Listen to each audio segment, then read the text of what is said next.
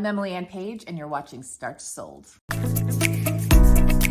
It's a beautiful Saturday morning, and I'm pretending I'm in Italy in the Dolomite Mountains with this YouTube video in the background. I'm pretending that my TV is basically a window, because I wish I was there right now. But instead, I'm here in Dallas, drinking some coffee and reflecting on mistakes that I've made as an entrepreneur. One of the worst mistakes I made is that I grew too fast too quickly and got $72,000 in debt and had to fire all my employees and hurt all of their feelings because I waited way too long to tell them. And I feel really, really bad about that. What had happened was I was 3 years into my business. I had bought Pearl Resourcing, a brand and packaging company, and was scaling very quickly. I was working night and day. I was working not just 80 hours a week. I was working every single day of the week at all hours. So I would be staying up during the day, selling packaging to American clients, and then I would be spending all night long staying up emailing with people in different countries to place the orders for packaging and getting samples made. So it was a very stressful period of time, but so fun, so exciting. I felt successful. And I also had started a second company. It was a product company with a partner, and it was the Jocko White tea. And so I'd taken the cash and the time. I had taken the cash for inventory, and so I was scaling both of these companies. I had read this book called E-Myth where it talks about how important it is to have employees in a company. If you are working as an entrepreneur, you're the main person doing all the work. Well, technically you have a job. So you're an owner, but you're also an owner operator, versus the idea of like, wow, if you own a company and everyone else, there's systems in place, there's employees in place, and you are able to just own it rather than being the main employee, then you actually own a business. And that's the goal. That's the dream. So I was trying to apply all these principles of this book and lots of others. Like they talk about how important it is to have employees and systems, job descriptions in order to be able to scale to the next level. And of course, I want to exceed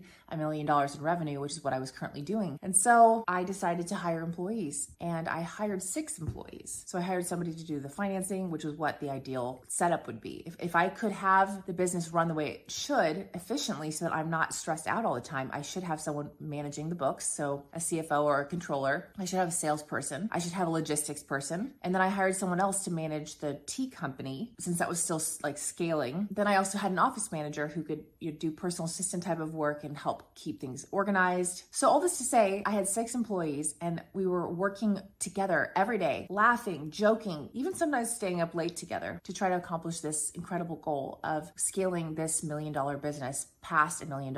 And at the time, both the tea company and the packaging company were both doing about $1 million. I think the tea company was scaling to $1 million. And so we were working really hard, and it was exciting to see all this revenue growth. Now, when you first hire people, it takes a really long time for them to step into the role that you hire them to do, especially if they've never done it before. But even still, just learning your company culture, learning your clients, it just takes a long time for anybody to learn this stuff. So at that time, I was also still the main person generating revenue, especially, for the packaging company. I was just really tapped out. I was distracted by doing really important things to keep the lights on, like sales. I was also trying in my free time to train everybody, which was a little distracting of my energy. And it prevented me from having oversight. So I was training, but I couldn't really watch to make sure people were doing things correctly. Didn't have enough time. And the third thing I would say that was the source of the biggest part of the problem was that I was transferring from cash to accrual in my bookkeeping. Now, I have a master's degree in economics. I did not ever take really a accounting class. So the most basic fundamental things that if you've taken a class, you'll find funny, like, oh, of course, how did you not know this? I didn't know these things. So the idea of learning the difference between cash and accrual, I didn't get it. And it was 2 years into my business that I had hired a bookkeeping expert, a consultant, and she told me I needed to change the books. So during the time while I was transferring, those 3 months, I think it took her maybe even more than that because it was over Christmas, maybe 4 months, I couldn't pull accurate reports from my QuickBooks, meaning I didn't know how much cash and profit we had. Let me explain that when I bought packaging, let's say I bought 5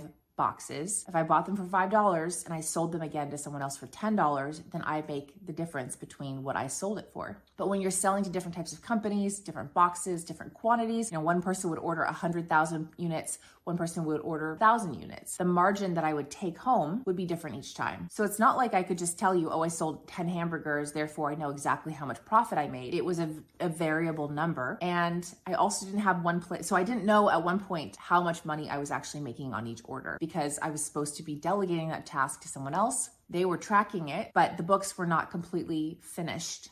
So for 4 months, I didn't really know what my profit margin was. And I also didn't know what my costs were fully, because again, when you rely on something complex, it's not just like one credit card. And so you can see what your bills are. I was buying from different factories. There was different fees of like, so I bought the box. Now I've got to pay the freight fee. And sometimes the freight fee would be one fee, but then they would hold the product at the port and there would be this additional fee for inspections or something. So to track those expenses and make sure that they were always billed to the client that had originally placed the order, it was too complex for me at the time. And so I didn't know how much money we were losing.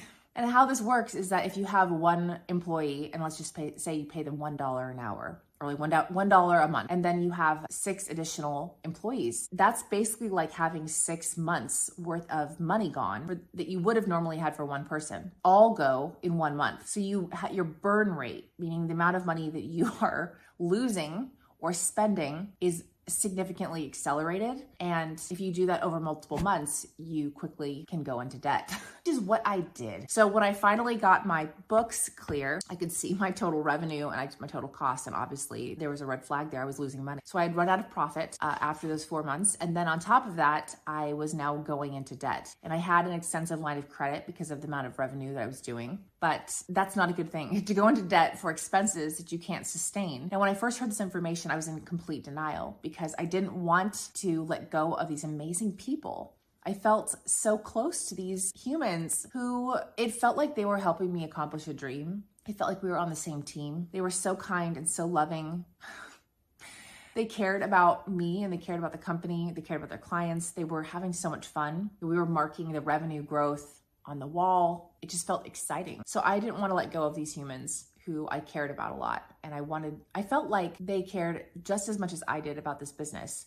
Now that probably was very naive because there's no point where you're an employee of a company and you truly care as much as the owner does because you don't own the company. They also were good people. So I do think they cared. It's just, I sort of felt like, wow, this would be the end of their life if they couldn't work at this company. Like this would be the worst thing that could ever happen to them. That's because it felt like the worst thing that could ever happen to me. So I was blind to that. So I didn't want to tell them how bad things were. I didn't want to scare them and get them to not do their job. I didn't want to lose them. So I just couldn't even say these words out of my mouth, how bad things were going. Besides not telling them, I really just started trying to work to generate more revenue. And I tried every tactic that I could. But the funny thing about sales is that when you're desperate, for some reason, sales don't happen. You can be a woo-woo person and say, oh, it's the universe, you're manifesting negativity. Like it's like a divine joke where it's like the more graspy you are, the less like you're going to get what you're looking for.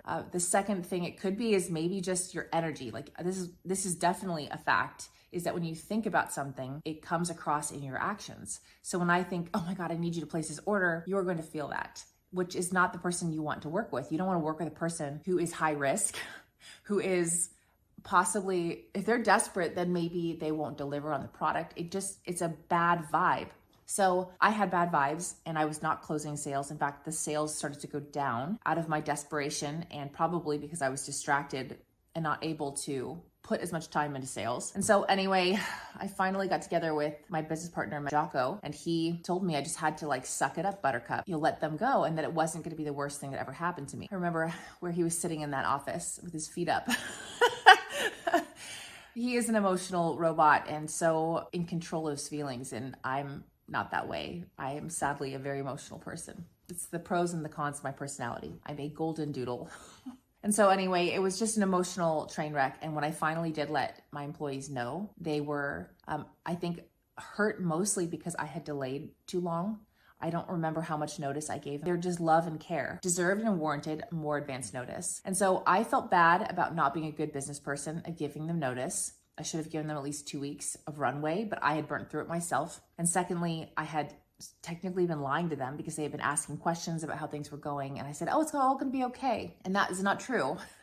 At least it wasn't a full truth. And I should have at least disclosed something. And I think on the third level is that as a human, I really appreciated them and I didn't feel like I was a good friend to them. I get that I'm an employer of them and like it's not the same kind of relationship, but just I did not feel honest as a person towards them. And at the time when this went down, I had lost so much money and was in such a bad situation, especially with all the employees leaving, that I no longer had any emotional energy to think of anything else except for keeping this business afloat. So even afterwards, if they ever talked to me, or like one time one of them wanted to come over to my house, I was like, you can't come over to my house. I don't have the space mentally or emotionally to talk about anything but making this business get back out of the red, because I have my own bills to pay. I've got to, serve my clients who've placed orders. I have to deliver on these things, and I'm stressed out. So I feel shame about that, because I was not the person I was telling people that I was, which was a growing, emerging business, smart and in control. Now, it's okay to make mistakes. Of course, I'm a fool for thinking that the people who worked for me couldn't go find another job. Like, what? Of course, they went out there and found other jobs immediately. They're clever, they're smart. And I even personally think that some of the jobs they found were even better because they had gone through this experience working with me. They got a great sales job. One of the girls was a salesperson, had been only working at a coffee shop before. And when I hired her, she just had this magnetic personality. And I thought, why are you here? You belong, doing big business. You're an amazing, smart girl. So when she came to work for me, she was able to learn how to do sales, and she ended up getting a different job. So I try to reassure myself that, hey, like, it all worked out for the best. And I do genuinely believe that. However, I don't think that they probably have great feelings about how I handled that. I think I hurt some feelings. Probably was a more scarring experience for me because it was my first time having to let people go. I didn't enjoy it at all, and I wasn't my best self. Since then, I've had to do a lot of other things that have been hard, but that was one of the hardest moments of my life, most embarrassing. And I think the lesson I learned from it was that, first of all, to not grow too fast. It's so tempting to try to be a big business before it's the right time. I also learned how crucial it is to be managing your finances. So money management, cash flow is king. It was a great lesson. Number 3, I learned that I can do it. When everything goes to and you have no money and you are in debt, you can get yourself out of it. I did it. I slept on the floor of my office. I Airbnb'd my house. I had a house in San Diego. I Airbnb'd it on the weekends, and then I would sleep in the office without telling my landlord. And that's one of the ways that I saved money. I also obviously cut all of those expenses and hustled my ass off while being in debt, which I thought would be the worst thing that ever happened to me, would be being in debt. I was terrified of that idea. And I was able to get my cute butt out of it through real hard work, which makes me feel very resilient for any future problems that would be coming up. So I learned that as well. And I think the last thing I learned is that I was treating my employees like my friends and my family, which is not true. They are employees, and I should have honored that relationship and let them know more in advance so that they could have made different plans. And I should have not felt so attached to them. I was treating them, putting them in a position that was not fair to them as well as to myself. And that's part of what created these problems. But I'm a better person as a result.